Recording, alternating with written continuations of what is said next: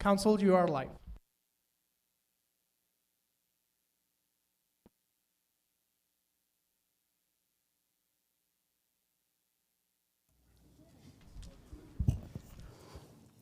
Well, good afternoon, everyone. Welcome to the City Council meeting. Today is Monday, November 17th, 2025. It's approximately 1 p.m.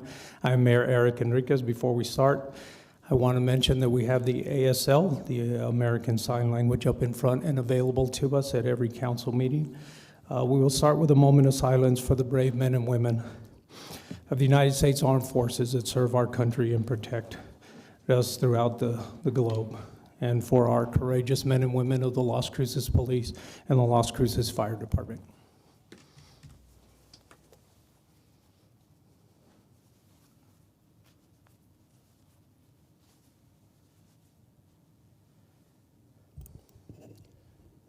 Councilor McClure, if you'll lead us in the pledge.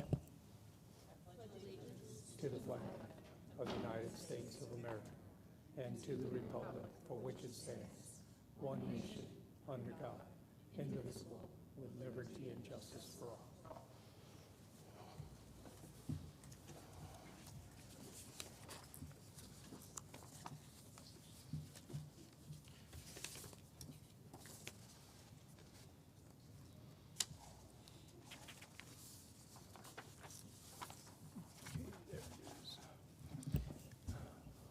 We'll start with our presentations of certificates and proclamations by Councilor McClure. Welcome, everyone. The first proclamation is for Diabetes Awareness Month, presented to the Southern New Mexico Diabetes Alliance. If you are here for that, come on down.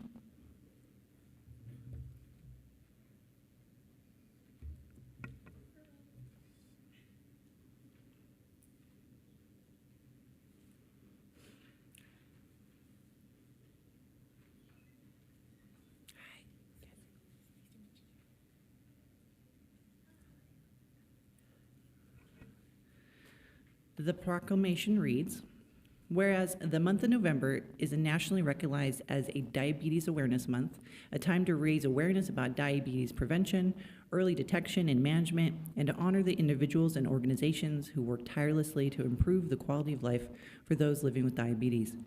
And whereas health professionals, promotores de salud, and allied healthcare workers in Las Cruces and that throughout southern New Mexico continue to make invaluable contributions by helping individuals and families prevent, prepare for, and manage the impact of diabetes and related health threats. And whereas the City of Las Cruces recognizes the importance of supporting and celebrating the work of the Southern New Mexico Diabetes Alliance and all partners working toward a future where every individual has access to the education, care, resources needed to live a healthier life. And whereas health professionals, promotores de salud, and allied health workers across the region make invaluable contributions to help individuals and families prevent and manage diabetes. And whereas the City of Las Cruces recognizes and celebrates the work of the Southern New Mexico Diabetes Alliance and its partners in promoting education, care, and healthier lives.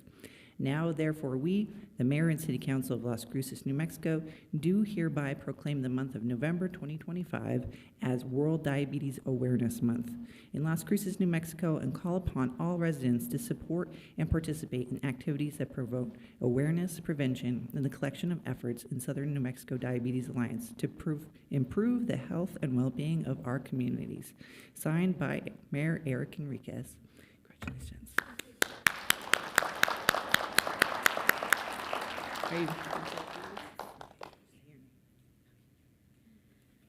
Hello everyone, my name is Selena Gomez, Director of Southern New Mexico Diabetes Outreach.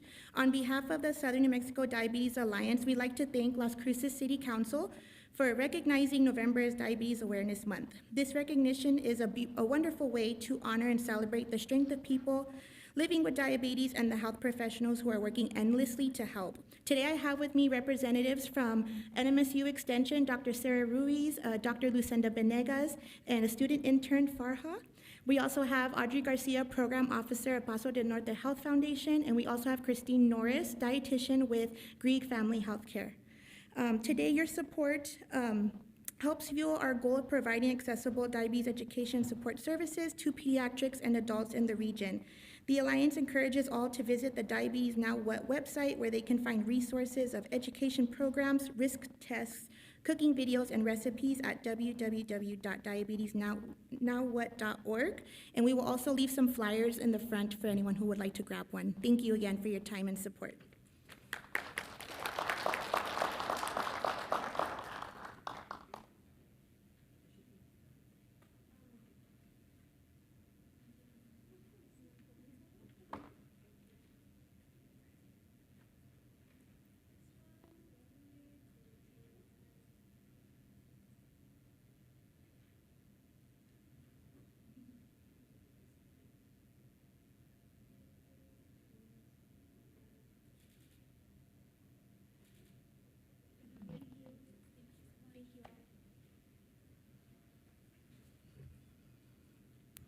The next will be a proclamation for GIS Day presented to the city's GIS team. Come on down.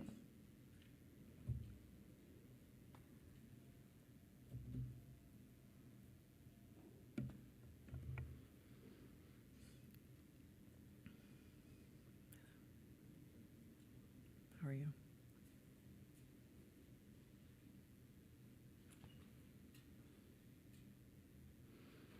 The proclamation reads, whereas November 19th is recognized as Geographic Information Systems Day, a time to honor the contributions of all GIS professionals and city staff who use this technology to strengthen and support our community, and whereas GIS fosters the growth of science, technology, engineering, and mathematics, STEM education, encouraging our youth and others to acquire knowledge and skills essential for thriving in a technology-driven world.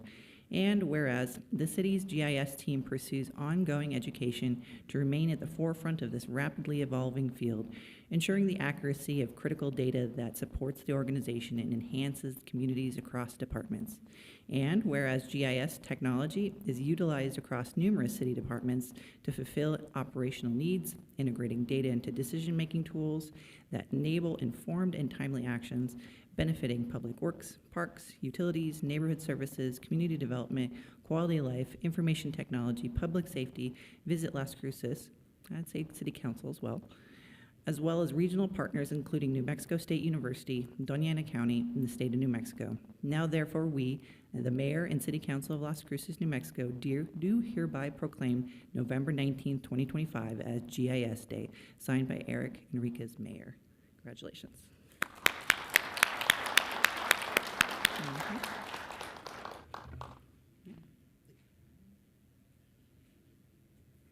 Thank you, Council, for honoring GIS and GIS Day. It's actually a very important day because it's we, the GIS staff of Las Cruces and all the communities around, provide lots of information that many decisions, important decisions, are actually made based on that information. So we're kind of that quiet part of the city that doesn't get a lot of recognition. So we wanted to thank you for that. I want to also thank Becky and her staff from Doña Ana County for attending today. We have an open agreement to share information between the county, Doña Ana County, and also the city of Las Cruces. So also with NMSU, but NMSU was not able to attend. And then I also want to thank all the people that are not necessarily GIS professionals, but that are using GIS daily to enhance their own department and their needs. So thank you, Scott. You're not up here, but you're welcome to join us if you'd like. So thank you very much.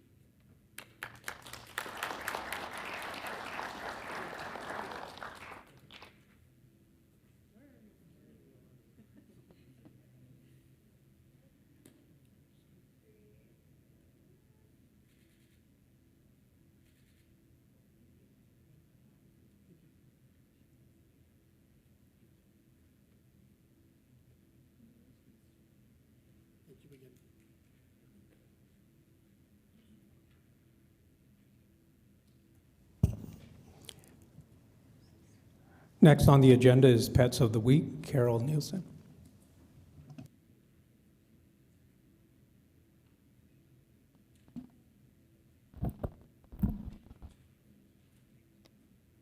Good afternoon. I'm Carol Nelson, Digital Content Specialist with the Animal Services Center of the Mesilla Valley. Before we dive in, we just want to mention that we have an adoption special going on right now.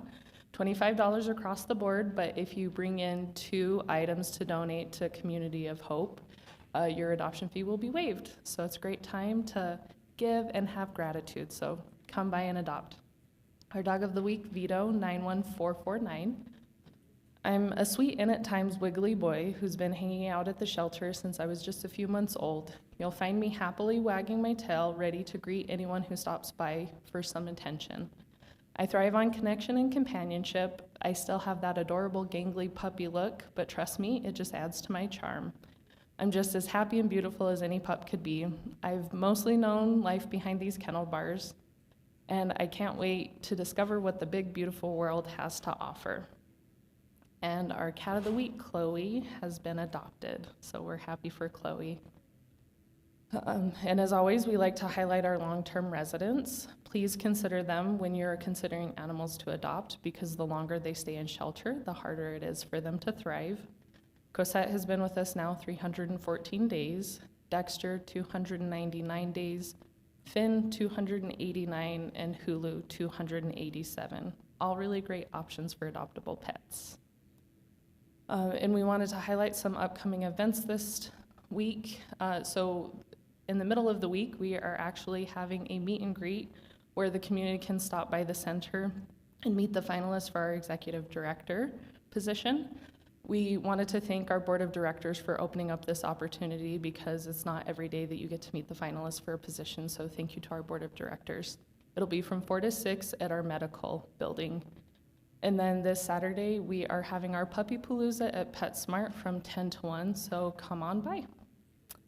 And as always, for more information, visit our website at ascmb.org, or you can follow us on social media. Thank you.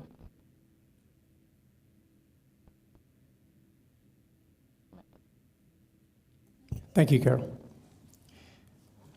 Next is a conflict of interest. Does any member of the city council, city manager, or any member of the city staff have any known conflict of interest with any item on the agenda? None. None. None. None. Next is a closed meeting statement. There was a closed meeting, what's that? Oh, we were going to skip that part. It's on mine, Mayor. It's in mine item. Oh, you're right. Oh, it's on the agenda the other way. Sabotage you. Yeah, we had the closed meeting statement first, but we'll go to public participation as our agenda notes. So we'll allow up to 3 minutes for anyone, no pending litigation or non-consent items, and Scott Rogers is up here to usher you and help you to the podium. Please state your name and speak directly to the microphone.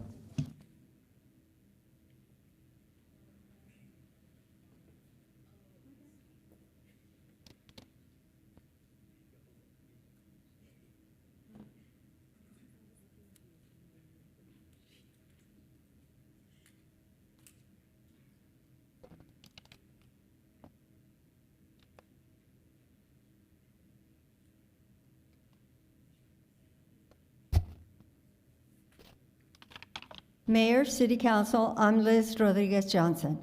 It looks like the $15 million in funding the city obtained from the state to implement a portion of the lead and copper rule was gotten under false pretenses.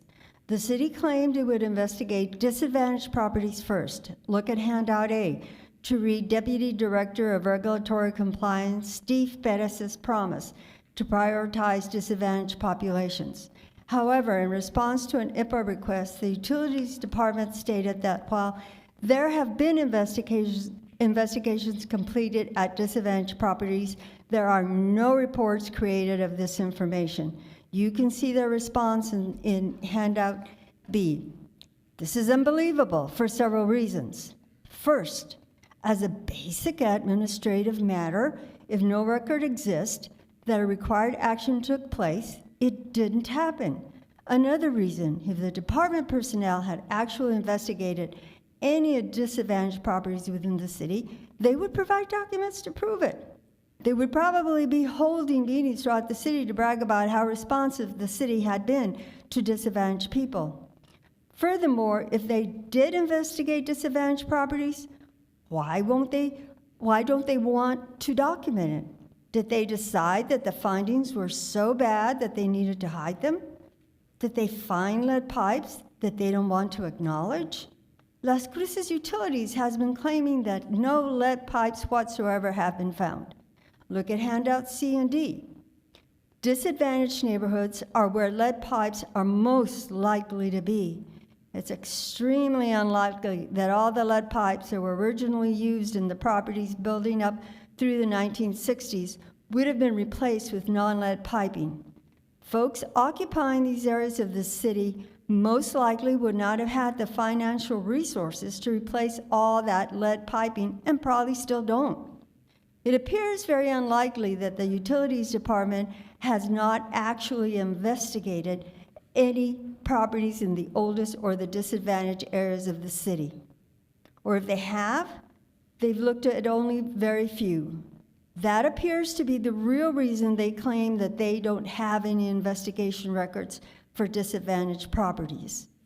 You need to instruct the city manager to get moving and make sure that all the disadvantaged members of our community are treated decently, even-handedly, and in full compliance with the rule, and that all promises made to the state are carried out fully.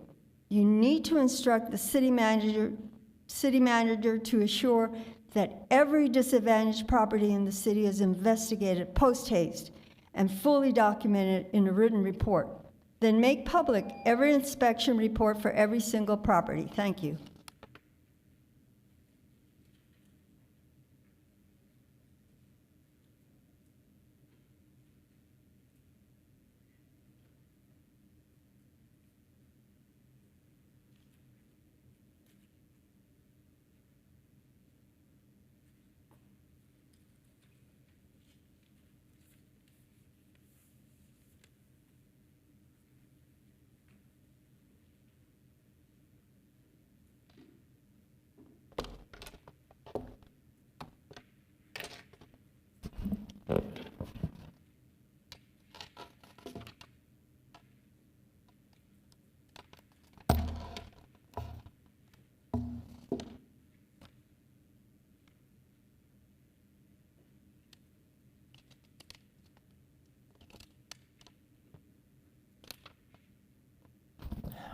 Mayor, council, folks here today, those watching online, I'm Lynn Moorer. As demonstrated by countless actions and omissions we've documented over the past year, it's clear that Las Cruces Utilities neither respects the lead and copper rule nor the truth. The latest discovery that the city will not produce records of water pipe investigations at disadvantaged properties despite promising the state that it would prioritize such investigations is further evidence of this disrespect, as well as profound disrespect for disadvantaged folks in our community. Las Cruces Utilities creates investigation reports for other properties, like those with galvanized piping requiring replacement. Handout 1 provides 5 examples of these reports. If the department really did the investigations, why would it choose to not document findings at disadvantaged properties? Properties with galvanized piping get inspection reports, but disadvantaged properties don't deserve a report? It is the department that disappeared countless records, including all the designations of disadvantaged populations. Handout 2 is an inventory record dated June 9 showing designation as a disadvantaged property attached to an inventory record for the same property dated 5 months later showing that designation disappeared. Why does the city want to hide disadvantaged designations? Perhaps lead pipes have been found on those properties, which are generally located in the oldest parts of the city where lead piping is likely to still be present. It seems to be more important to the department to insist publicly that the city has no lead pipes, regardless of the truth, rather than keep its promise to take care of the lower income folks who need help. Las Cruces Utilities' credibility and humanity are gone with the New Mexico wind. This is the department that leaves off the map most folks who live in mobile homes. It thumbs its nose at EPA's requirement to sample the tap when requested. This is the department that failed for 4 months to send out an initial notification letter in Spanish. This department falsely claimed that no galvanized piping has been found in the city, even though, as documented at the last meeting, inspection reports reveal at least 77 properties with galvanized piping. Handout 3 documents the department's false statement. This is a serious problem that requires more than fact-free cheerleading. It must take care of everyone within our community. You need to instruct the city manager to rouse himself and assure that all disadvantaged properties are fully investigated and documented in writing without delay, and a factual investigation report for every property be made public. Finally, the Utilities Board meeting November 13th was convened and chaired by Councilor Bencomo. I was surprised to see her there, much less chairing the meeting. The city's website indicates her 4-year term on the board has expired. See handout 4. She had no authority for her actions. This calls into question the legality of all actions taken at the meeting. Thank you for this opportunity to speak.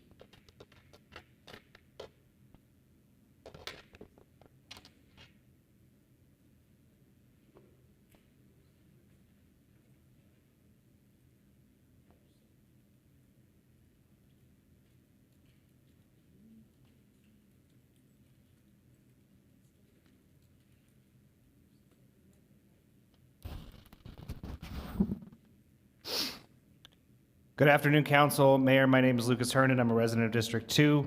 This past week, Chief Story made another of his grand social media videos celebrating the detention of Mr. Neil Garcia, a citizen of Las Cruces, by federal agents. I understand that there is a failing on more than one level of our overall systems responsible for someone like Mr. Garcia who continues to be arrested and released. I wish I had an answer to that problem, but I don't.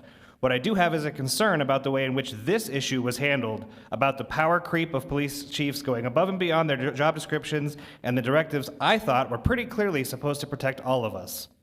Let's be clear. Police overreach isn't an accident. It's not a rogue officer here or there. It's a pattern, one in which police chiefs bypass their own chain of command, ignore local oversight, and appeal directly to federal agencies that are increasingly weaponized by a regime that sees dissent as a threat. We've seen it in cities where mayors and city councils are sidelined, not by protest, not by riot, but by a police chief who picks up the phone and calls the FBI, the DHS, or even the National Guard to intervene in local matters that should never have left the city limits. These aren't emergency calls, these are power grabs, dressed up as public safety. And what's the federal response? In this administration, federal power isn't a check on abuse, it's a tool of escalation. The same agencies that surveilled Black Lives Matter, that militarized local protests, that detained immigrants without due process, these are the agencies being invited into our neighborhoods by local police who want to bypass accountability. This is power creep, the slow, deliberate expansion of authority beyond what's lawful, beyond what's democratic, and beyond what's just. And let's not pretend that this is about keeping order. When a police chief calls in federal agents because the city council won't fund a new surveillance system, that's not public safety, that's authoritarianism in slow motion. This isn't about race, though it does disproportionately impact Black, brown, and indigenous communities. It's about power, who holds it, who controls it, and who's allowed to question it. When local officials are sidelined, when the citizens are treated as suspects, when protest is criminalized, that's not policing, that's occupation. And it's happening under the guise of law and order, a phrase that's been weaponized to justify everything from mass surveillance to no-knock raids on peaceful homes. The same phrase that's been used to justify the militarization of our streets, the criminalization of poverty, and the silencing of dissent. We need to draw a line. We need to demand that police chiefs answer to their elected officials, not to federal task forces or shadowy agencies that operate without transparency. We need to restore local control, reinstate civilian oversight, and ensure that every municipal dollar be spent towards improving the lives of our communities, not further militarizing them. Because when police power creeps beyond the law, it doesn't just erode trust, it erodes democracy, and we can't afford to let that happen. So let's be clear. We will not be policed into silence. We will not be surveilled into submission. We will not let local power be surrendered by federal fascism. Our communities are not battlegrounds, our people are not threats, and our democracy is not negotiable.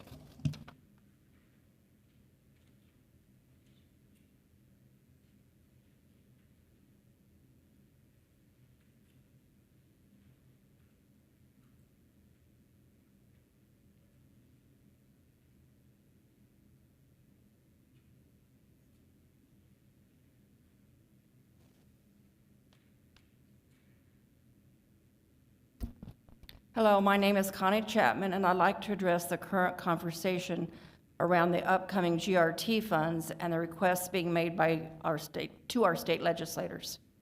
I'm here to remind everyone that during the January 23rd, 2025 Police Public Safety Town Hall that was held here in this chamber in front of a full house, Chief Story agreed that there is a need for more resources in all areas of social support to address public safety and juvenile crime.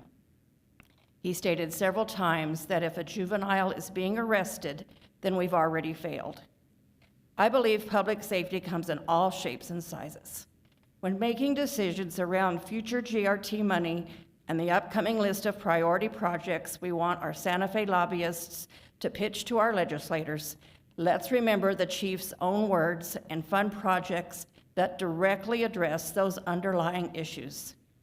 Funds for affordable housing, more recreational centers, more park upgrades, the efforts and programs of organizations such as Mesilla Valley Community of Hope, and yes, even an expanded and improved public library that will offer youth programming in addition to new physical spaces versus hanging out on the street.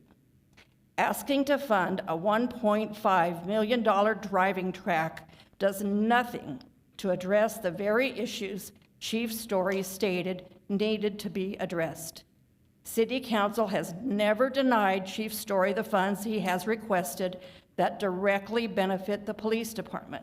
And yet, here we are dealing with the same issues year after year. Apparently, fully funding every police request isn't the answer to our problems. It's past time to prioritize directly funding the projects and programs that address the lack of resources for the underlying issues of mental health, substance abuse, and juvenile crime.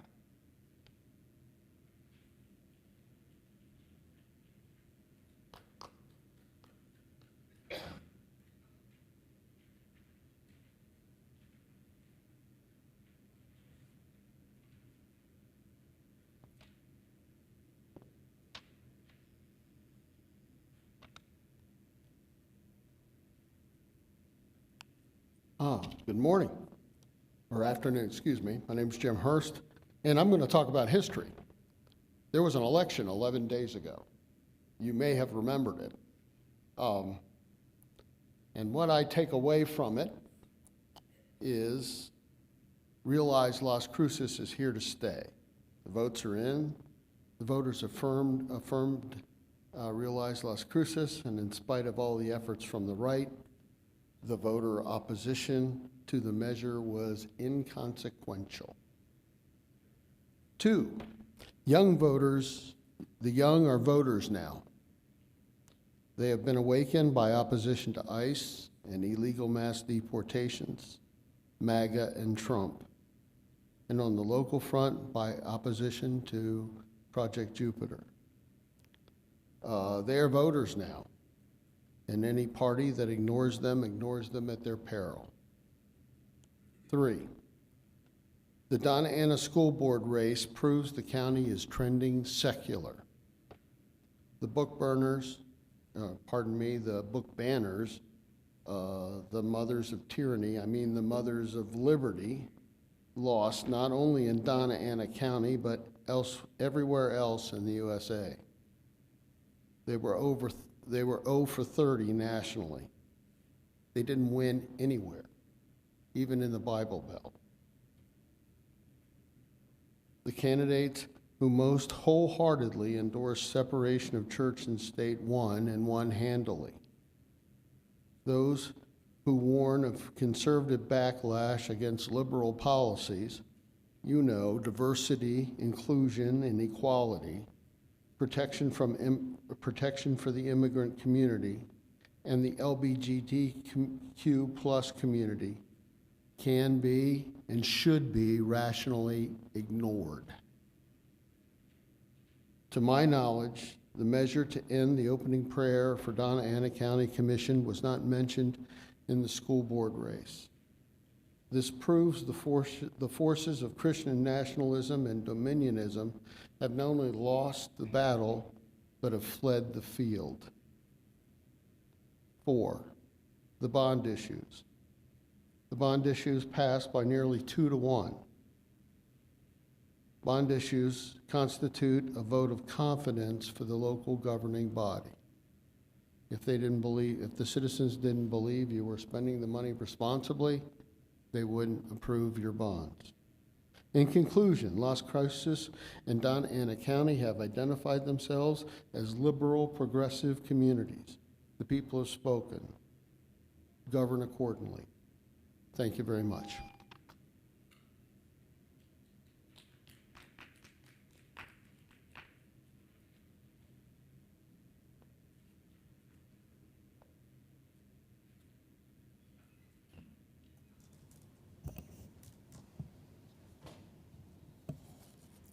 Now I will read the closed meeting statement. The closed meeting was held on November 17, 2025 at 11 a.m. The following were in attendance: David Cedillo, Interim Assistant City Manager, Mayor Pro Tem Bencomo, Councilor Graham, Councilor Coran, Councilor McClure, Councilor Flores, Battalion Chief Whitefield, Police Chief Story, Management Analyst 2, Lucero, Finance Director Doyle, Assistant Finance Director Holguin, Comptroller Trevino, Account Supervisor Cardenas, Account Supervisor Saffel, Account Supervisor Sanchez, Accountant 2 Harris, and Accountant 2 Beasley. Statement for the record: the Las Cruces City Council met in closed session and only discussed those limited items as stated in the posted notice to conduct an audit exit conference FY25 for the City of Las Cruces, South Central Solid Waste Authority, Metro Narcotics, Mesilla Valley Regional Dispatch Authority, and Animal Service Center of the Mesilla Valley, which is closed pursuant to NMSA Section 12-6-5 to 12-6-14. The meeting adjourned at 11:21 a.m.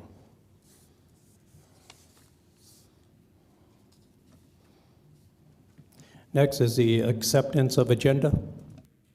So moved by Flores. Second, Graham. This is on the motion to accept the agenda as presented. Councilor McClure? Yes. Councilor Matisse is absent. Councilor Graham? Yes. Councilor Cran? Yes. Councilor Flores? Yes. Councilor Bencomo? Yes. Mayor? Yes. Next, the resolutions and/or ordinance for discussions. Item 8.1, resolution number 26-064. Move to approve. Second, Graham.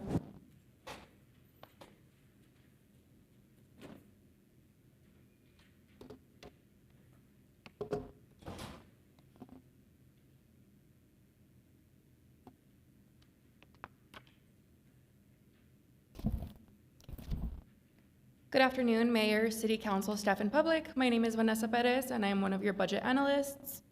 Before you is a resolution to accept 3 budget adjustments. All 3 adjustments requested relate to the Telshore Fund. Starting off, Public Works is requesting about $118,000, and this is to fund bathroom repairs at Mesilla Valley Community of Hope. These repairs are a critical priority, and we cannot wait to find another funding source. The housing program is returning $4 million that were previously allocated to the Peach Tree Project, as we were able to secure another funding source. Last, the housing program is requesting $150,000, and this is to support organizations providing food to the community. $100,000 are going towards Casa de Peregrinos, $35,000 are going towards El Caldito Soup Kitchen, and the remaining $15,000 is a reserve to support senior meal programs or other initiatives as needed. Based on these 3 adjustments, we would be returning about $3.7 million to the Telshore Fund. Before you are your council options, and I stand for questions.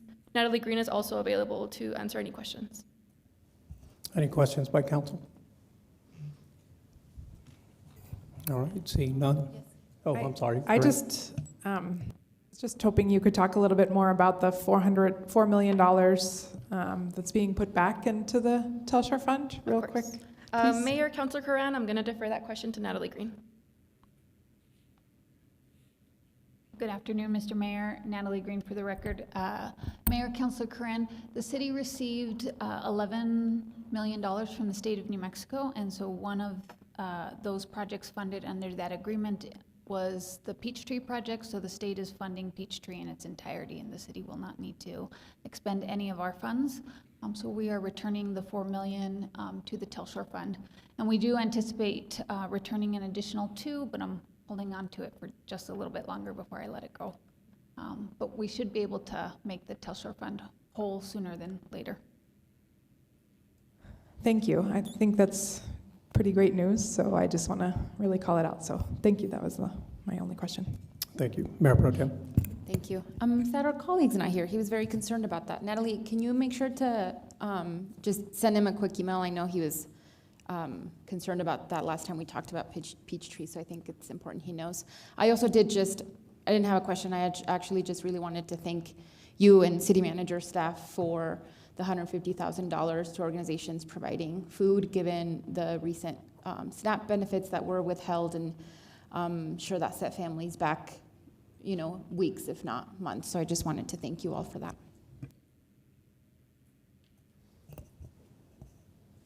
All right, Christine? This is on the motion to approve Resolution 26-064. Counselor McClure? Yes. Counselor Matisse is absent. Counselor Graham? Yes. Counselor Coran? Yes. Counselor Flores? Yes. Counselor Bencomo? Yes. Mayor? Yes. Next is item 8.2, resolution number 26-065. Move to approve, Graham. Second, Corin.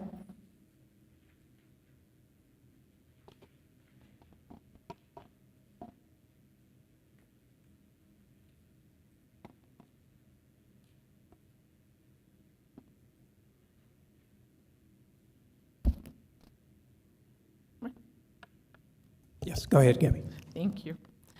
Good afternoon, Mayor, councilors, city staff, members of the public. My name is Gabriela Prats. I'm the city's grant manager. Before you, I bring a resolution to approve a budget adjustment for a grant that was received by the police department. The FY26 Victims of Crime Act, or VOCA, award was made to the police department by the New Mexico Crime Victims Reparation Commission in the amount of $72,250 with a match of a little over $18,000. These funds provide for the salaries and fringe benefits of 2 crime victim advocates that operate within the police department and provide direct services to victims of crime. These are your council options, and I stand for questions. Thank you, Gabby. Any questions? Seeing none, Christine? This is on the motion to approve Resolution 26-065. Counselor McClure? Yes. Counselor Matisse is absent. Counselor Graham? Yes. Counselor Coran? Yes. Counselor Flores? Yes. Counselor Bencomo? Yes. Mayor? Yes. Next is item 8.3, resolution number 26-066. Move to approve. Second, Graham. Okay, Cynthia. Good afternoon, Mayor, City Council. My name is Cynthia Lamillo, Capital Improvements Program Manager, and today I have several CIP amendments for your review. All of the amendments I will be proposing today are so they can reflect the funding that's currently available for each of the projects. In the past, in this few recent months, CIP has been working directly with departments to ensure we clean and review all of the CIP projects. So as you've seen, we have been presenting CIP amendments in this past council meetings, and today we have several, all with the intent of verifying our accounts and our projects that are in the CIP. I first have the Doña Ana Move Trail. This project is again related to trails. The ending balance will be $409. University multi-use trail loop for a balance of $588,000. City Hall security upgrades. This is receiving funding to complete the project for $76,000, I apologize. Senior program equipment and rolling stock, which is for equipment, the funding for this project have been spent for this fiscal year. We have the Mesilla Valley Health Facility improvements, which are improvements to the health facility in the campus, and the project is moving forward. That's why you see that reduction of $1 million. The ending balance for that project is $31,000. We next have the Arts and Culture District improvements. This has a balance of 1.5. Jardín de los Niños re-roof is also moving forward, and the remaining balance is $7,000. Mesilla Valley Community of Home restroom showers and mechanical room. This is receiving an increase of $100,000 that's needed to complete the project. The restrooms at the Mesilla Valley is an essential service, and we're ensuring that they have enough funding to complete all of the project, which is improvement of the complete restroom shower facilities. Next one is the kitchens at Mesilla Valley. That project is also moving forward. They're working on the design, and it currently has $2.9 million. Apodaca Park Aquatic Playground and multi-use path has a remaining balance of 1.1. And again, all of these projects are moving forward, and the intent is to show the funding that they still have available to move forward on their projects. We have legacy park renovations. These are all of the parks that have more than 30 years, and it will be for a variety of improvements. They have currently 1.9 balance to continue the project. Park drinking fountains across different sites. They got an increase of 519 for an ending balance of 963. Skate park improvements will have an increase, and will have a 4.6 as ending balance. We continue with Valley View Park for the Heskey Garden light replacement. After progress, it has a balance of 468,000. The new skate park will have a remaining balance of 313,000. Amador Hotel renovation, they had additional funding of 977, so that will leave a balance of 8.4. The Benavides Kitchen floor renovation has 82 left, so again, showing progress. And Munson Center renovation has a left balance of 661,000. We're halfway through the list, so we next continue with Brannigan Cultural Center improvements, remaining balance of $1 million. The next three line items are related to the East Mesa Public Recreational Complex. The reason why there are three separate lines is because in the CIP, we have identified them as three different funding sources, but it's for the same project. So the first line item has an increase and will have an ending balance of $3.6 million. The funds related to ARPA for the East Mesa complex have been fully spent, and the GO bond has a reduction of 51,000. That will leave it to 1.1. The parks improvement under the GO bond funding source has a ending balance of $2 million. We then have Villamora Dam Park with 3,000 balance available. The Voluntary Assessment District, this is project for public works related to the median and landscaping. So the funding for this fiscal year has been spent, as well as the parking lot funding for several parks. Parking lot has been spent.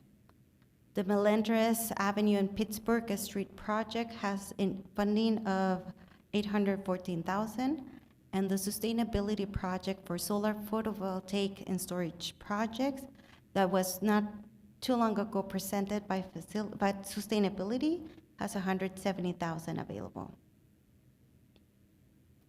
These are public works projects. We have East Mesa Roads and Drainage for a balance of 2.3, University Area Complete Streets, 300, Campos Street Design and Reconstruction, 6.6 million.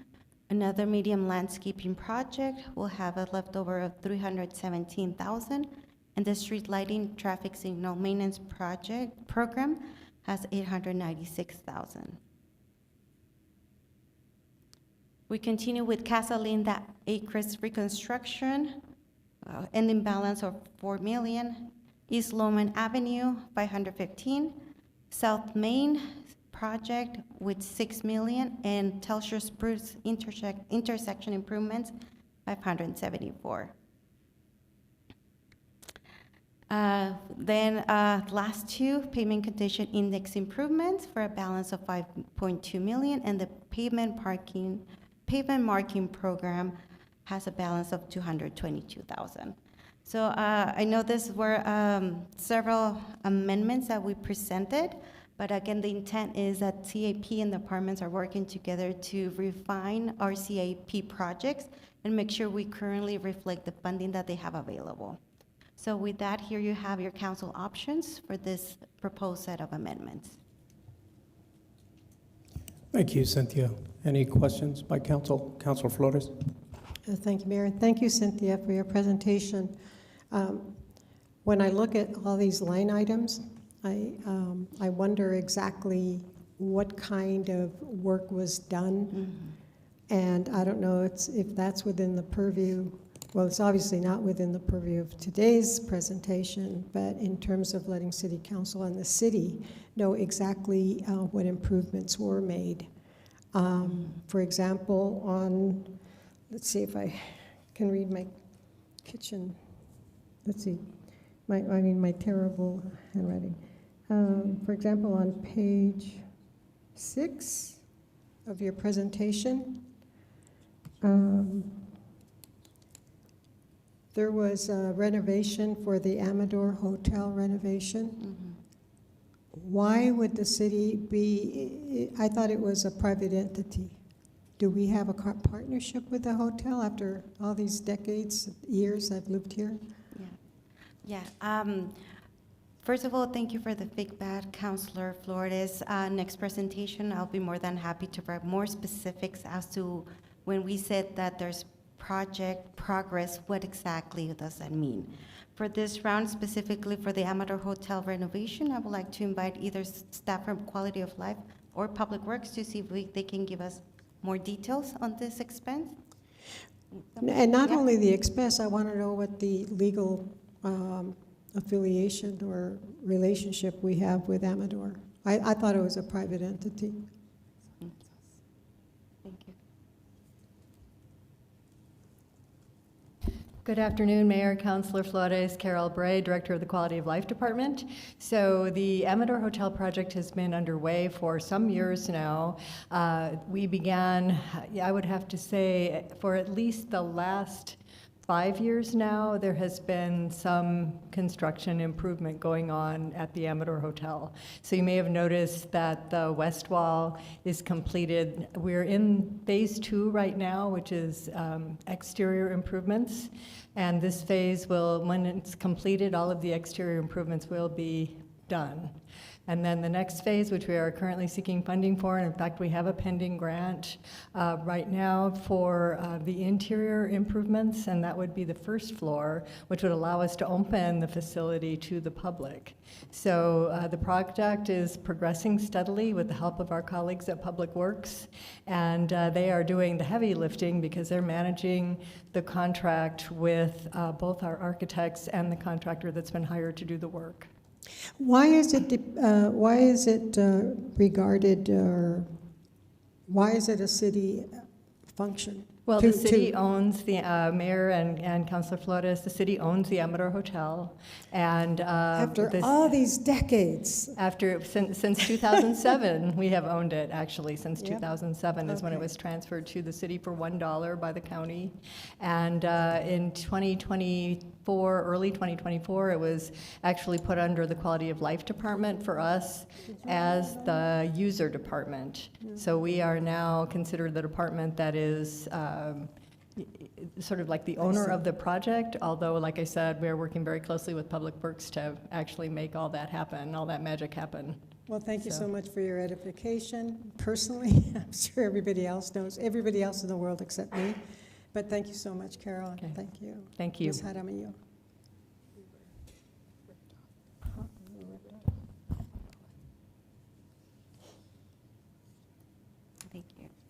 And then, Ms. Jaramillo, Yes. on page 9, let me see if I can read my terrible notes here. I think it'd be a good idea to just because I'm ignorant, therefore I would assume that there are other ignorant people in our city. If there would be, well, I don't know if we do any, if we issue these, I don't think I've ever seen anything in newspaper about how we do our work here at City Hall. But I think it'd be an interesting article or something, piece for the local newspapers to educate people, ignorant people like me, about the relationship. Just in case they see this and say, wait a minute, why are we subsidizing a private entity? And in fact, it isn't. But anyway, that's just my 2 cents there.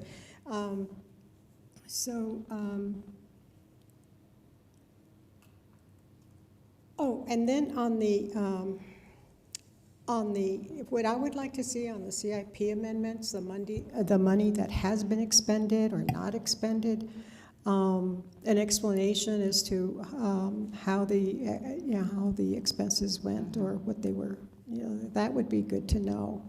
And because some of these balances are actually higher, and I don't know if there's any anticipation, for example, university area complete streets, what's going to happen with that.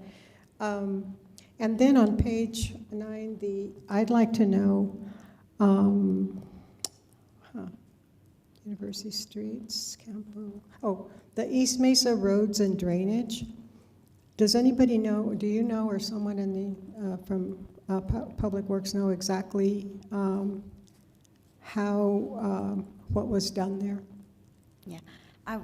Mayor, Councilor Flores, I will pass it to Public Works staff to provide more background on it. Great, thank you. Good afternoon, Mayor and Council. Kyle Arndt, for the record, your interim Public Works Director. The East Mesa Roads and Drainage Project is the currently in construction Cortez Drive project from Porter to Dunn to completely reconstruct that road with new curbs, gutters, sidewalks, a trail alongside the road, and new utilities. And then there are a lot of other areas in the East Mesa, that part of the East Mesa that needs roads throughout. Is there any plan for that, or has anything been designed or talked about? Because it's something that I raised a lot when I was more energetic and a lot younger. And I haven't kept on top of it, so I apologize to my East Mesa residents. But I'd like to know what the plan is, if there is a plan. And I know that Adrian Widmer has had meetings out there, regarding the septic tanks and all that, and the money that came in for all of that. But I haven't seen anything lately published about developments out there. Nothing has been funded just yet. We do have additional projects in the area that we're looking forward to getting to work on. Enterprise, there's another road up in the Hacienda Acres area. There's some work on Shannon and Dunn that we would like to be looking at, but we'll have to start on those and prioritize as additional funding becomes available. Yeah, because drainage out there is a nightmare. I've shared before that there was a woman, residents there, just off of Dunn, and Cortez actually, and they're like on the east side of that. Yeah, it sounds like Shannon. Where it floods so much that even this woman's boots that went like, the really tall boots that go right above your knee, didn't cover it. And she went out, to get some groceries, came back and wasn't able to get them into her house. She was barely able to get into her own house. So it would be great if you could just keep me posted as much as you can, or my successor on City Council. And thank you very much. Yes, ma'am.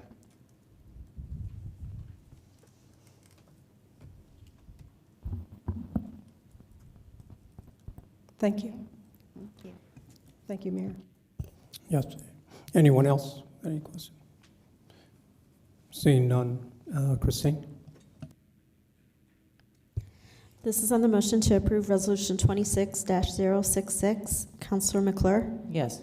Counselor Matisse is absent. Counselor Graham? Yes. Counselor Coran? Yes. Counselor Flores? Yes. Counselor Bencomo? Yes. Mayor? Yes. Next is item 8.4, resolution number 26-067. Move to approve. Graham. Second, Corin.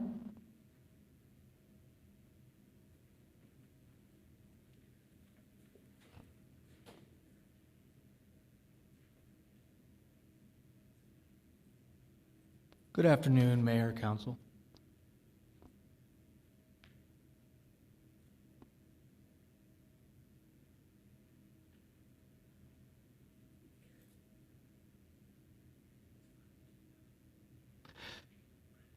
This is a resolution to update fees in connection with the animal control ordinance that this council passed earlier this year. That ordinance included major revisions to the care and maintenance requirements for companion animals, including things such as spay and neuter requirements. Section 746 is passed, contemplated that council would update the fees associated with some of the things the city will be doing through that ordinance at a later date. And just to give a bit more context, all of these things had fees in place prior to the ordinance, so these are just updated fees. So what is the rationale for the updates and fees? It's mostly to maintain consistency with how the county structures the same fees. And to be really clear about it, everything that is on this fee schedule, that is your Exhibit A, that is also in the county's fees, is the same as the county's. It's exactly the same. There are certain fees on the Exhibit A that are not found in the county's fee schedule, but only because the city has maintained those same fees for many, many years. And so why are those exact numbers for those exact fees? And I'll be specific. Commercial permit fee is not a fee that's in the county schedule. It's only $25 difference, and the idea is that it's a commercial property for profit, and hence the difference of $25 from $50. The special animal permits for hen, duck, enclosed feral cat colony, FFA/4-H projects, and for pigeons are also not in the county fee schedule, but they have been in the city's fee schedule for many, many years. Those have been updated and raised to be roughly in parity with the other fees, which are identical to the county's fee schedule. I do want to offer an amendment to this Exhibit A, which I hope will make a little bit of the language clear. 2 amendments to be precise. If you're looking at Exhibit A, you should see a line in bold and italics. It says, right now it says, there shall be a one-time application fee of $20 per site in addition to all permit fees listed below. I would ask the council to consider amending this instead to read as follows. There shall be a one-time fee of $20 when a single site is processed for any of the following permits for the first time. That is meant to make clear that this is a one-time fee for a single property when it is processed for the first time.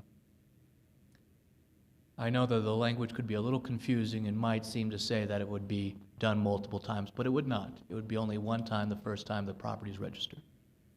And then a second amendment is where it says dangerous/potentially dangerous dogs. That's a heading near the bottom of the page on Exhibit A. Insert the word permit afterwards to make clear that the one-time fee of $20 would also apply if you had to register your property for the first time because you want to have a dangerous or potentially dangerous dog on site, since that requires a permit. And with that, I think I have covered it. If you have any questions, I'm happy to answer them.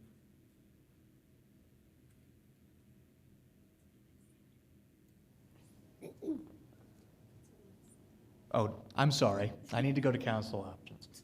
So the obvious thing is you have to first vote if you accept the amendment. And assuming you accept the amendment with a yes, then you will vote to adopt the amendment, yes or no. Adopt the amended resolution, yes or no. Councilor Coran? I was just going to make that amendment and get that out of the way, but I do know that there are public comments that might have some input or want some feedback, so I was just hoping that we could do that as well. But I don't know what would be the best order. I'd be happy to move to amend as Henry so kindly outlined, and that I think, Christine, you have copies of this as well, correct? So I would make that motion if I can say that in that way. To amend, to change the wording on the permit to make it clear that it's like one-time permit, and changing the dangerous dog items, correct? Okay. Second, Graham. This is on the motion to amend Resolution 26-067 in the exhibit for the sentence to state, there shall be a one-time fee of $20 when a single site is processed for any of the following permits for the first time, and also to add the word permit after the dangerous and potentially dangerous dogs. Councilor McClure. Yes. Councilor Matisse is absent. Councilor Graham. Yes. Councilor Cran. Yes. Councilor Flores. Yes. Councilor Bencomo. Yes. Mayor. Yes. Are there any other comments or questions by council? Councilor Graham? Hey, not a question, but before we move to the public comments, Henry, do you have Exhibit A available that we can have it up on the screen I do have, here? I don't know if it's in this presentation, Counselor. Christine, can we somehow get it on the screen so people can see exactly what it says? I'm sorry if this is just me being No, not at all. And not smart enough at the moment. no, Christine, if you're going to do what I think you're going to do, are you just going to? Okay, great. Yeah, just pull up the packet, and then that will be page 177 of 1179. If your PDF counter goes like my PDF counter. I just think it'd be useful to have the. And luckily, it's only one page, so we can look at the whole thing at once.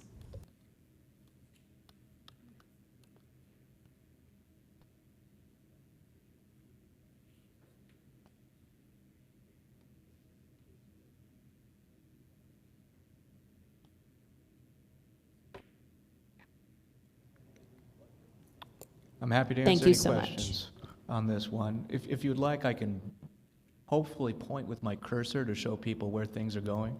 Perfect, thank you. That would be great. So the First Amendment is to take out the word application because that word was a little confusing. So you remove that word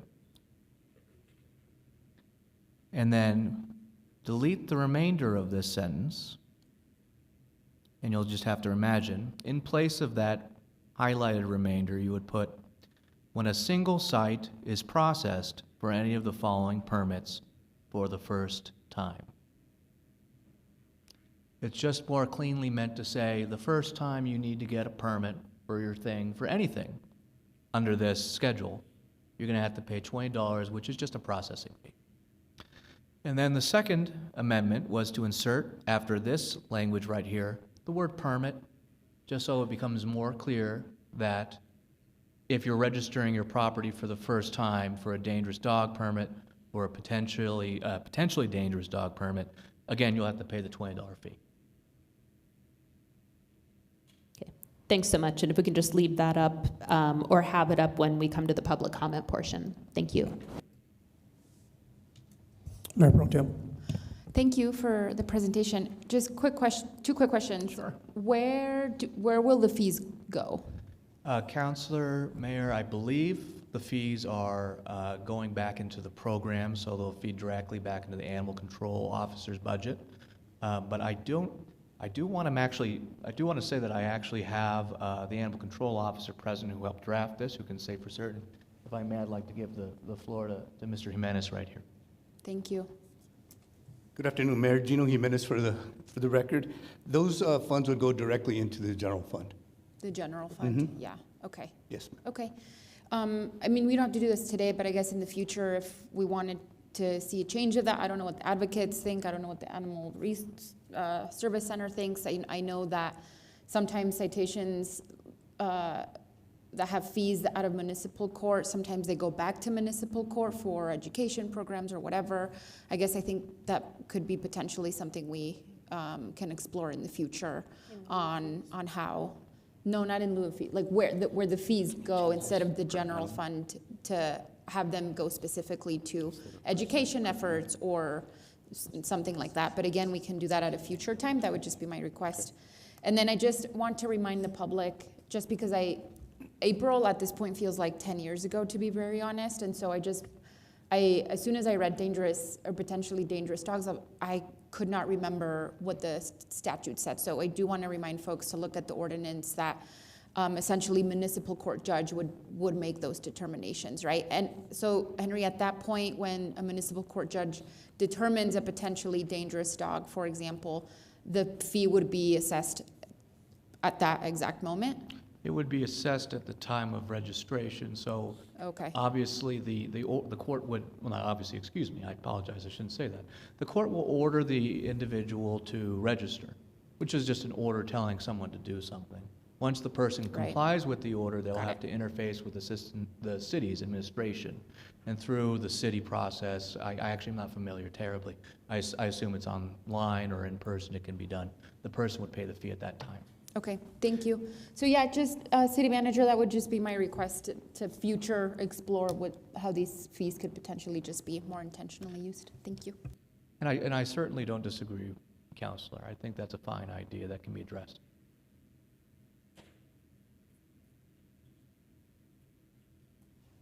No one else? Okay. Members of the public, did anyone wish to speak? Come on up.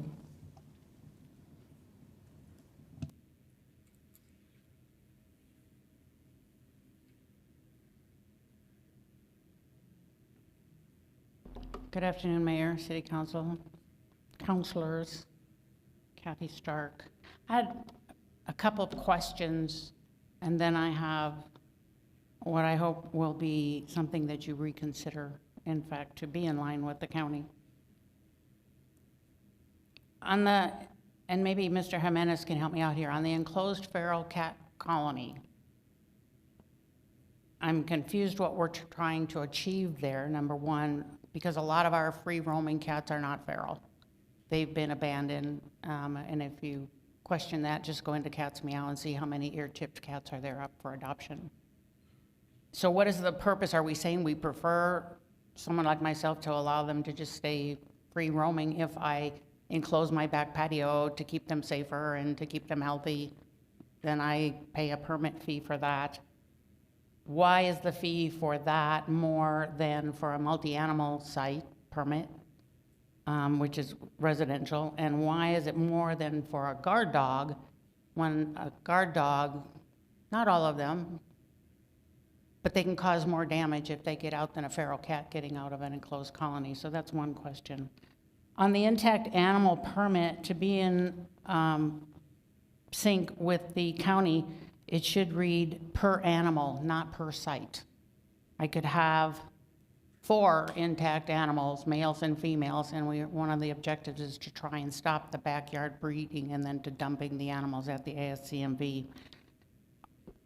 A question associated with that is, we had intact animal permits in the previous ordinance, but it was never executed. It was never enforced when it comes to reclaims at the ASCMV.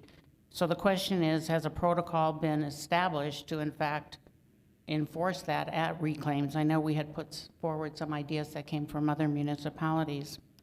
And then finally, on the litter fee, again, to be in sync with the county, it should be per litter, not per site, because again, I can have multiple animals doing their thing, and we have kittens and puppies when it's per site versus per litter.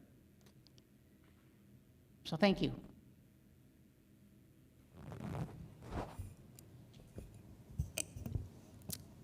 Can I speak to that?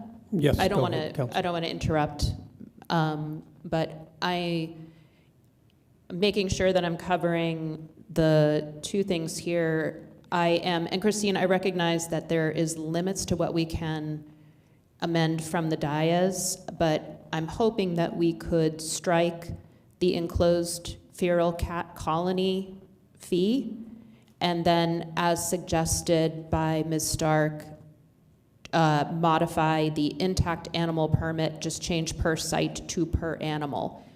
Would that be possible? We're not, okay, that is possible.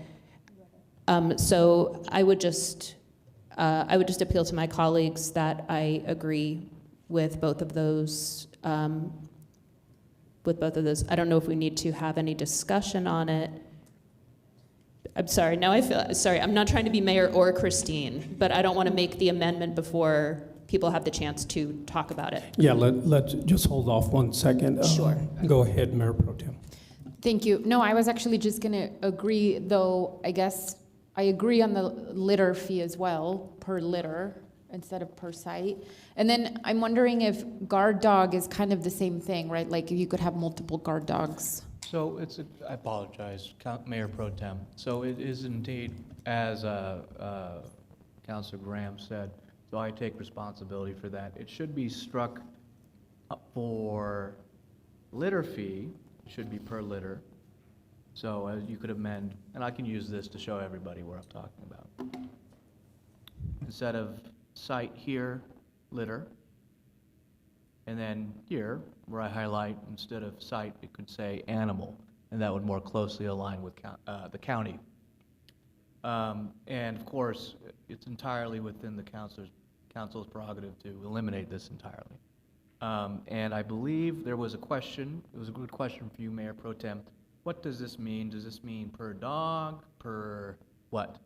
And the answer to that is per site. That is accurate per site.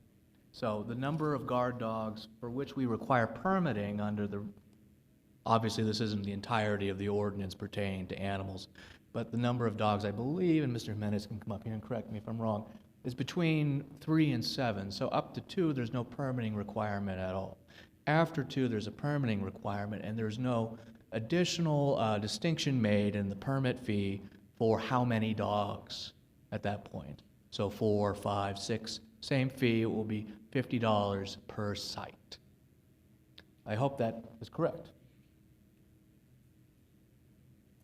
Now, part of Ms. Stark's question was that of what was the intent?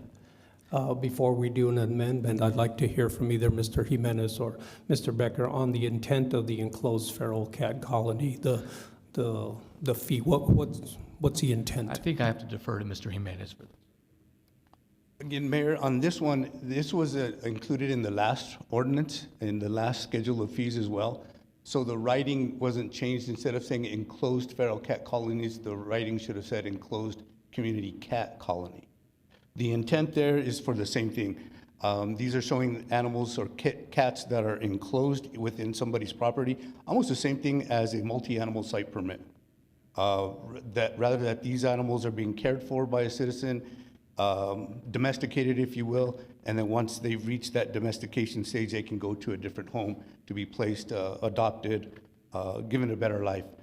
So it's almost the same thing as a multi-animal site permit, if that answers your question. So if someone had a multi-animal site permit, they wouldn't, if we cut this, that would not, that they could still register their cats as, or their house as a multi-animal site permit, regardless Absolutely. of that. So if we cut that, it's not really functionally making a huge difference, except it won't be double assessed for people who have an enclosed cat colony. Absolutely. Okay. They would need that multi-animal site permit for the excess of animals, whether it be dogs or cats, and then a separate for the enclosed community cat colony. Okay, thank you, Mr. Jimenez. So I think the councilor's question pertains to if we struck the language for enclosed feral cat colony, there would still be a form of registration and fee paid.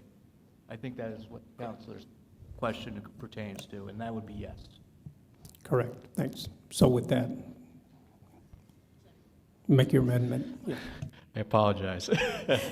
No, thank you so much.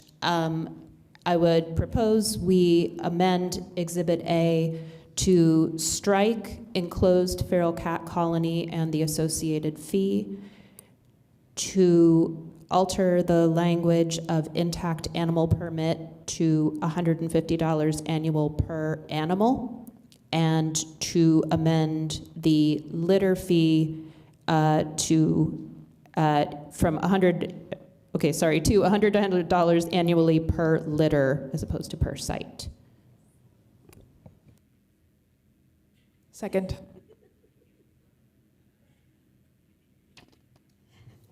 Okay, so this is to amend Exhibit A to remove the enclosed feral cat colony and the $75 annually, and then to add for the intact animal permit per animal, and for the litter fee per litter. Correct? Okay. Counselor McClure. Yes. Counselor Matisse is absent. Counselor Graham. Yes. Counselor Cran. Yes. Counselor Flores. Yes. Counselor Bencomo. Yes. Mayor. Yes.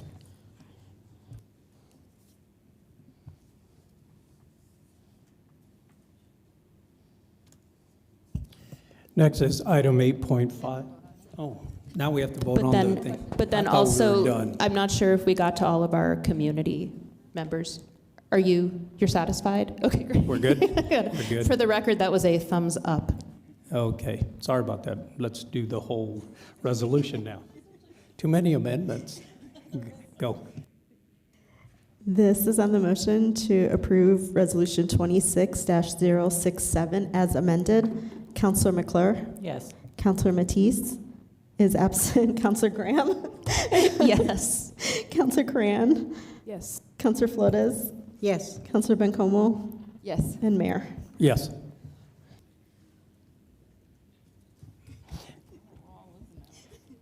We could go to item 8.5, Council Bill number 26-009, ordinance number 3101.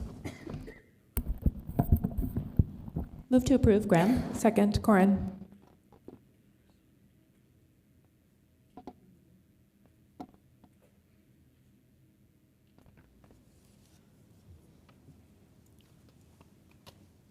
Good afternoon, Mayor and City Council. I am here to talk to you today about Endurance Technologies and the Industrial Revenue Bond Ordinance being presented to you. So what is an IRB? It is an economic development tool available to counties and municipalities. It is a tax abatement program with a maximum term of 30 years that offers property tax exemption, gross receipts tax and/or compensating tax exemption on qualifying purchases, and exemption of bond interest from New Mexico income taxation. Continuing on what an IRB is, only specific projects can be financed, so this is land, buildings, equipment, and improvements. It is also important to note that the IRB state statute prohibits municipalities and counties from using any of their own resources to pay debt service. Bonds are payable solely from lease revenues paid by project company, and the municipality cannot operate the IRB project being financed. So how it works is the real and/or personal property is conveyed from the project company to the IRB user, which is in this case is the city of Las Cruces, or issuer. The issuer leases the project back to the company for the term of the bond under an industrial revenue bond lease. The company then acquires and makes purchases as agents of the city using non-taxable transaction certificates to obtain gross receipt tax abatement on eligible purchases. And then the issuer transfers project back to project company at the bond maturity date, and the property becomes subject to property taxes. So the adoption process for an IRB, so the project company, in this case is Endurance Technologies, they submit the application to the Economic Development Department for review. There's an inducement resolution that goes to City Council, which we did on September 15th, and it was adopted. This inducement resolution indicates intent to issue IRBs for a project. From there, you publish notice of intention to consider an ordinance in the newspaper at least 14 days prior to the ordinance, and the ordinance itself has to be adopted by City Council. It authorizes the issuance of the IRBs. It approves primary bond documents and terms, including pilot payments, and a notice of adoption of the IRB ordinance is published in the newspaper, and transaction can close 30 days after the publication. So let's talk a little bit about Endurance Technologies. For a long time, we knew them as Project Ironman, up until recently. They are a Canadian steel pipe manufacturing company. They service the oil and gas industry, and they've been in business for over 30 years. They are seeking a new manufacturing facility to expand production capabilities in the U.S. They did a multi-state search to find a facility and has ended up in most likely Las Cruces. They plan on hiring 41 employees with an average wage of $58,000, and the capital investment for this project is $17.6 million, which is a little more than we previously talked about. They are potentially purchasing an existing facility that is vacant out at the industrial park. So the proposed ordinance in front of you today, so it does authorize the issuance of the IRBs. It includes a 20-year term, a pilot, so a payment in lieu of taxes for the school district. There are clawback provisions, and this just shows that the city will be supporting the expansion to Las Cruces and the 41 new jobs. We do have the CEO, Mr. Jeff Patura, on virtually today. We also have our IRB council and staff from Avita, and I am here to answer any questions.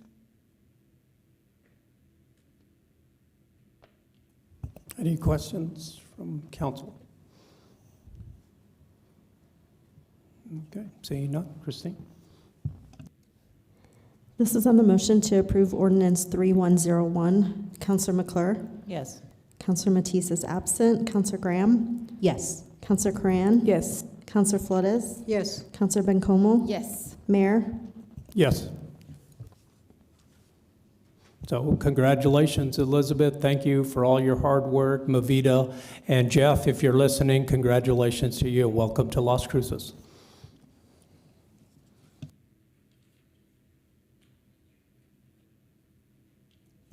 Next is board appointments. None.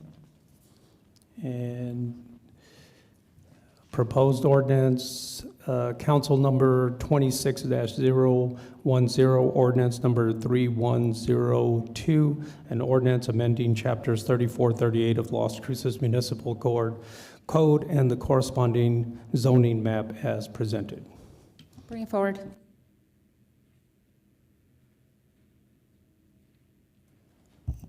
Next, we'll go to city council member board reports and comments. Councilor McClure. Thank you, Mayor. I just wanted to report back from some shenanigans this weekend. I went to our sister city, Lerdo, Mexico, and it was fantastic. And we are going to have to up our game on the swag. It was intense, but it was a lot. Their mayor, Susie, might now be my bestie. So she was really engaged in looking at opportunities that we might be able to share from Lerdo to Las Cruces, specifically things like people who know how to make adobe, which is something we severely lack here, and helping them as well with things like high arsenic in their water. We have some really fantastic and talented utilities folks. So I'll share a little bit more with that as we go along, but it was a great experience, and just want to say that I think we're open to collaborating a little bit more down there as well. Thank you. Councilor McClure, how long was the ride? It was 10 hours, and I just got back this morning, so if I'm looking a little haggard. Yeah, but it was great. We had a great reception from the Sister Cities Committee and from so many people. I was in a parade. I was on a stage last night y'all know I don't do speeches, and I did so many speeches, English and Spanish. Oh my goodness, it was crazy, crazy, crazy. So we're gonna have to make them give like a zillion speeches, but they will do it with grace and that I hope that I had to represent Las Cruces. I tried my best, at any rate. I'm sure you did. Thank you for doing that, and welcome back. Councilor Grant.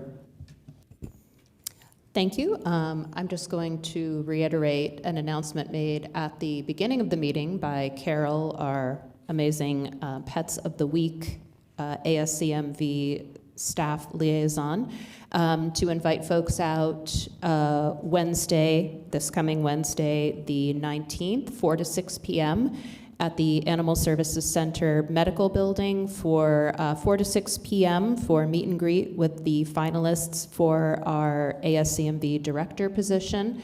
I will note that it is not a surgery day, so we will not be supplanting any surgical operations. The lobby will be ours. We are going with a kind of a more informal, conversational type of event where each of the finalists will give just a brief talk about themselves, their background, their philosophies, and then it'll be more of an opportunity to get to converse with them. I know there are advantages and disadvantages to hauling them in here and putting them on the dais and having them face questions from the podium. It has its merits, but so I think does this format. And the community will be invited to share their impressions and input. There'll be a QR code for everyone to scan on the way in, and you can take a survey, and you'll also have access to their bios, resumes, etc. So please come on out to that if you're interested in the hiring of this next person. And then also hearkening back to a comment made during public comment, I can't believe the election was only 11 days ago because it already feels like a month or something because time stretch or whatever. But congratulations to everyone who ran. It's amazing to see people step up. And special shout out to Councilor-elect Michael Harris, who will be filling my seat in the coming year. And congratulations to Councilor Corrin, who was soundly or resoundingly reelected. I'll save it for my speech on the 15th. I'm going to miss you all, but congratulations, Councilor/Councilor-elect Corrin. And that's all I've got.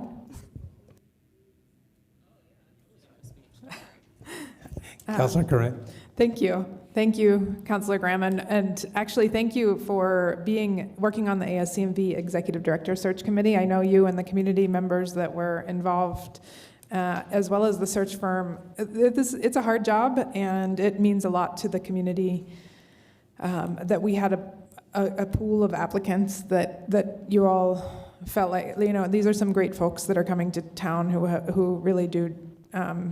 Who really can lead us forward. So I'm excited for the opportunity for our community to keep moving forward on the ASCMV. So thank you for your work on that. I know it's a lot of scheduling and coordination and input that you get.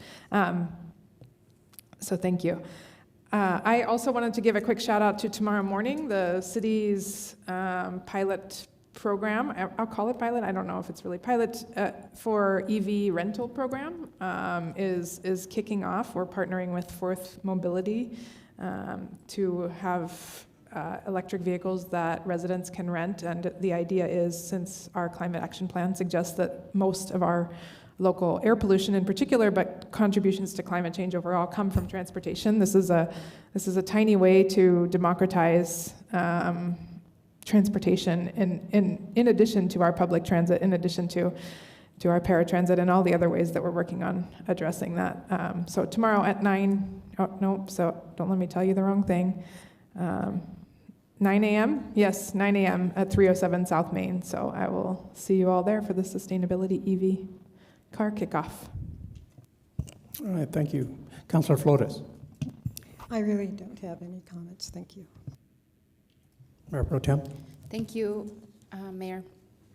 I don't have too many things either. I also wanted to congratulate Councilor Corrin on her reelection. You ran a great campaign and very grateful. I'll be serving with you for a couple more years. And then, of course, congratulate our 2 incoming city councilors. I look forward to working with both of them, and for sure, thank you to everyone who ran. Obviously, as people who've done it before, we know what it takes, and it's certainly not easy. So thank you to everyone who ran. And of course, thank you to our city clerk for helping administer part of that election. As always, that's why you're number 1 in our hearts and number 1 in the state, Christine.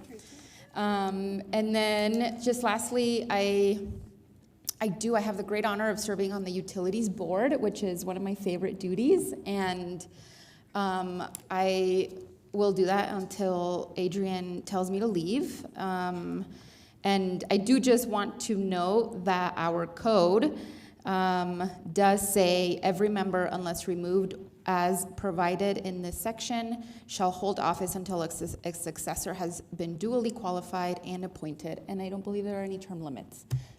So I will continue to serve on that board until I am gone. However, that's not what I wanted to say about utilities. Our very thoughtful utilities staff. We were in our utilities board meeting last week, and we talked about the Utilities Assistance Fund, which to anybody who has been faced with the very sinister choice this month of buying food for your family or paying your bills, please know that paying your bills, at least at the utilities, does not have to weigh heavy on you, that our utility staff will not be conducting any shutoffs this month or next month for anyone who has struggled because they were furloughed or they weren't working, or again, some of their SNAP benefits got cut, and there is still that utilities assistance fund for both residents and commercial properties. So please call utilities, and they will be more than happy to assist you. And thank you very much, Adrian, for ensuring your staff is thinking ahead on that. Thanks, Mayor.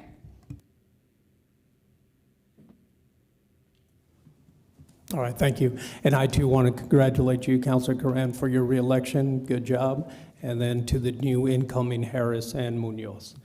Again, I just want to thank everyone that attended the Veterans Parade and the whole week of honoring our veterans, and the committee and the city staff that helps out with the Veterans Parade. It was a great time and a healing purpose for our veterans.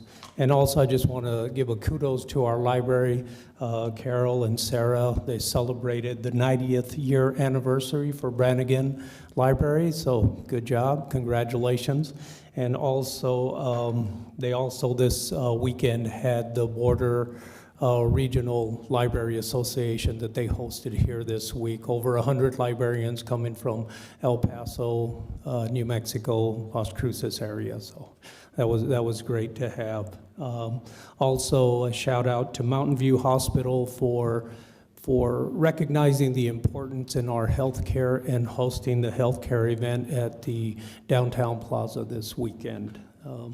That's really all I had. Just want to wish our city manager a happy birthday. It's Ikani Tamapia, happy birthday. And with that, I'll turn it over to you. Thank you, Mayor Enriquez, Mayor Pro Tem, Ben Como, and City Councilors, Ikana Tamopeao, City Manager. Just two announcements. One is Visit Las Cruces. We appreciate and great kudos to our Visit Las Cruces team. They were featured in Forbes Holiday Travel Story. This is a result of the hard work of our Visit Las Cruces Marketing Director, Lorena Lozano, and her collaboration with our new PR agency. As noted in as noted, the article highlights our seasonal events and festive atmosphere, Renaissance Arts Fair, homegrown at the New Mexico Farm and Ranch Heritage Museum, City of Las Cruces tree lighting, Mesilla Plaza celebrations, and more. Again, this also includes a photo and direct link.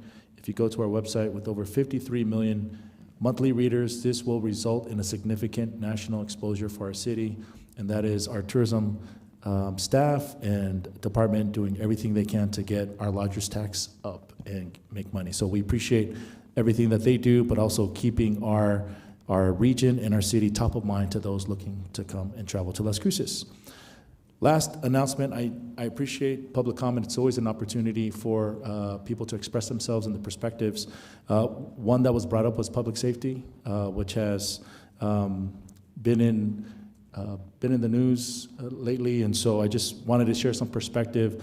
Our police department has typically, historically, partnered with federal agencies. This isn't something new that we've done, but I wanted our chief to share and speak to that so he can share some perspective as well from our police department. Chief? Thank you, sir, and happy birthday. Historically, and I don't expect people to know this because why would they? I wouldn't know if I was just a common citizen, but historically we have worked with federal agencies like the FBI, ATF, DEA for crimes within our community, and that's been since before I started here. The Young Park shooting is a great example, although it's just one of many of how we can work together and collaborate. During that investigation, I mean, it was flawless how we worked with the FBI, ATF, the U.S. Attorney's Office, and the District Attorney's Office, who ultimately charged the cases. That was the most appropriate in that case, was the state charges. And like almost all police departments, we leverage task force officers, which are police officers that are given federal authority for specific criminal statutes, completely separate from immigration enforcement, so that we can leverage the resources and that tool to help hold people accountable when the state system fails. And that's primarily with major incidents, egregious crimes, or repeat offenders. And some of those examples of cases that we do all the time, every year, is narcotics trafficking. All of our metro agents are part of the FBI task force. Our street crimes unit as well. So narcotics trafficking, human trafficking, weapons violations, serious weapons violations, especially ones that coincide with narcotics trafficking. And then unfortunately, we have far too many cases of child exploitation and child pornography that our task force officers deal with all the time. And that tool is something that we have always used and need to continue to use to keep Las Cruces safe. Thank you, sir. Thank you, Chief Story. Thank you, Mayor. That's all. All right, thank you. And with that, motion to adjourn? So moved by Flores. Second, Graham. This is on the motion to adjourn the meeting. Councilor McClure? Yes. Councilor Matisse is absent. Councilor Graham? Yes. Councilor Cran? Yes. Councilor Flores? Yes. Councilor Bencomo? Yes. And Mayor? Yes.